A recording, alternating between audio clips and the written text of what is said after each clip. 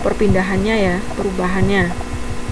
Nah, di sini ternyata ada run-nya ada berapa di sini?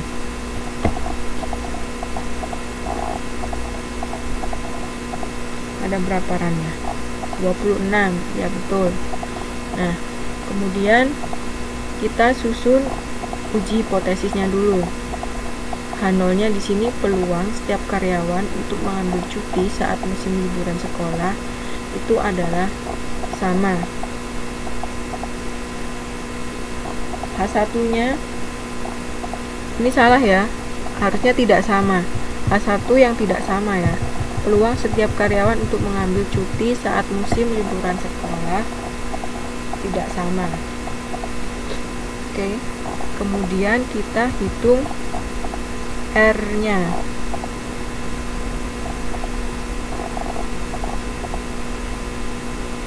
R-nya tadi ada berapa? 26. Kemudian mu-nya. Mu itu tadi rumusnya ini ya. 2 kali N1 dikali N2 dibagi N ditambah 1. N1-nya kalau yang di soal berarti apa? 21 orang yang ingin mengambil cuti saat musim liburan sekolah. Kemudian N2-nya 19 orang yang mengambil cuti di luar musim liburan sekolah. Sedangkan N itu adalah jumlah seluruhnya, yaitu 40. Nah, setelah dicari mu-nya, kemudian dicari sigma-nya. Sigmanya yaitu rumusnya N kuadrat dikurangi 2 kali N dibagi 4 kali N minus 1 ya. Nih, kemudian nanti dimasukkan ke rumus Z. R dikurangi mu R dibagi sigma R, itu hasilnya 1,62. Nah, ini kan Z hitungnya. Karena kita menggunakan alfanya 0,5, sehingga tolak H0 atau terima H0?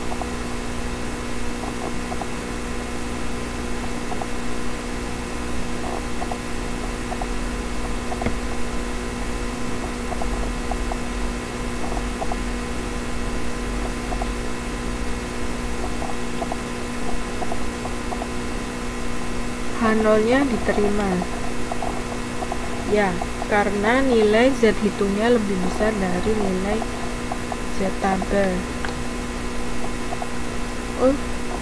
Untuk Mbak Naini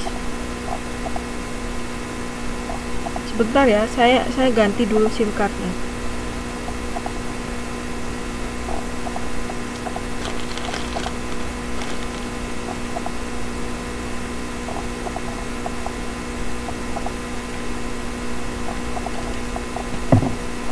Teman-teman tunggu dulu ya, ganti SIM cardnya dulu. Mas Perinya mau gabung lewat lagi.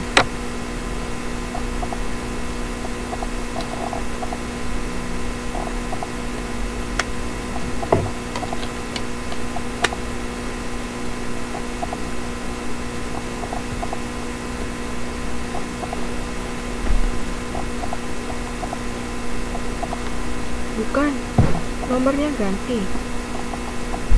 0981 786 954.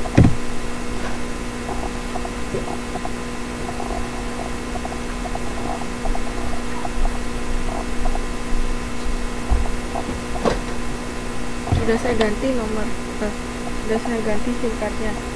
Silahkan kalau mau gabung. Untuk yang run test dengan tes Z ini sudah bisa. Halo, Waalaikumsalam. Oh iya.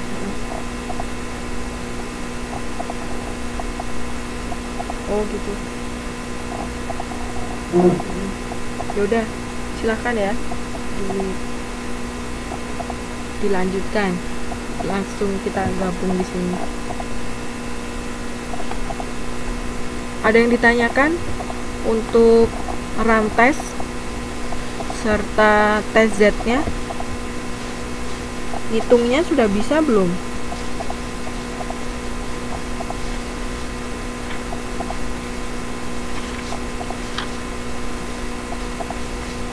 Gimana teman-teman?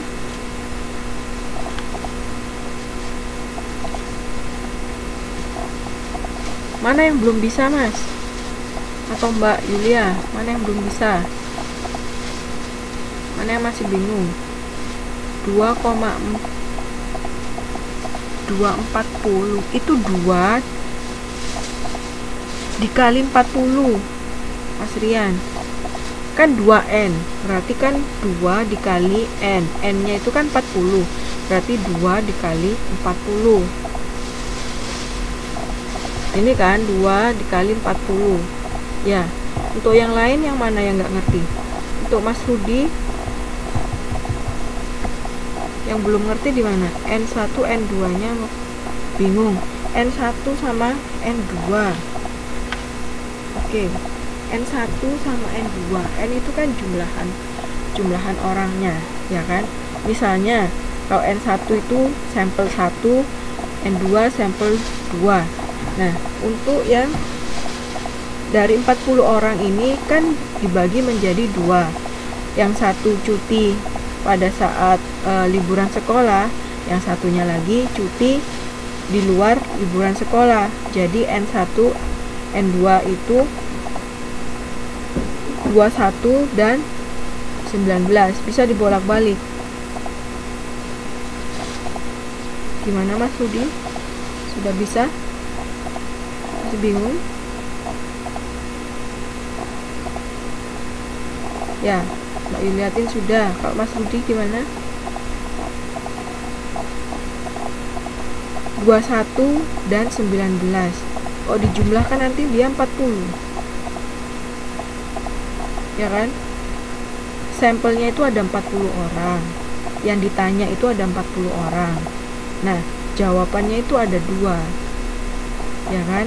Yang iya itu 21, yang tidak itu 19, ya.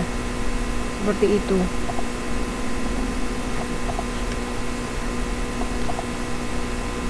N1 dan N2 bisa dibolak-balik nilainya. Mbak Desi sudah jelas. Yang Mas Rudi gimana? Oke, Mas Dian lanjut. Mbak Naini, oke, sudah paham. Saya lanjut ya.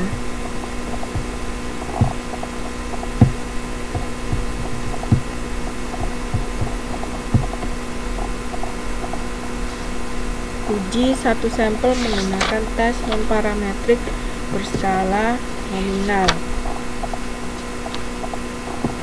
Oke. Kalau yang nominal ini kita punya chi-square of goodness of it. Kemudian ada lagi uji goodness of it untuk yang binomial. Ada 2 ya.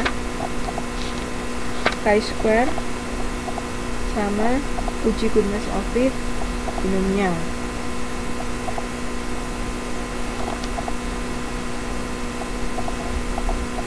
Maksudnya apa, Mbak? Nilai Z-nya, kurvanya itu kan untuk menentukan dia diterima atau ditolak aja, Mbak.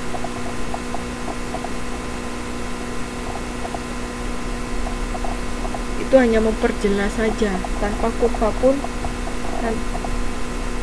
Kalau sudah kita mengikuti pengertian kapan kita menolak H0, kapan kita menerima H0, tanpa kurva pun kita bisa menarik kesimpulan.